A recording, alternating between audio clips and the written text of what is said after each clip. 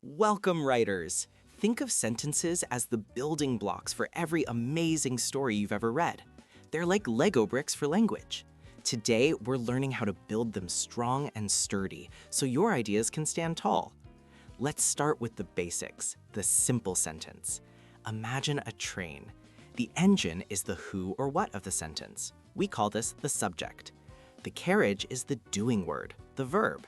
The engine pulls the carriage. For example, the dog, our engine, barked, our carriage. It's a simple, powerful unit that makes perfect sense all on its own. But what if you want a longer train? Sometimes simple sentences feel a bit short. That's when we bring in special glue words called conjunctions. Words like and, but, or so. They connect two simple sentences. The sun was hot is one train, we went swimming is another.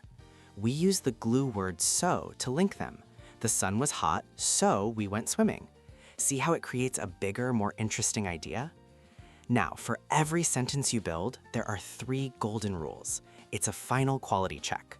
1, start with a capital letter. 2, end with a full stop, or maybe a question mark.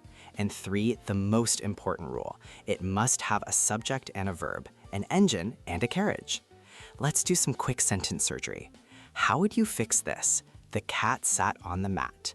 It needs a capital T and a full stop. What about I like apples, I like oranges? We can glue them with and. I like apples and oranges.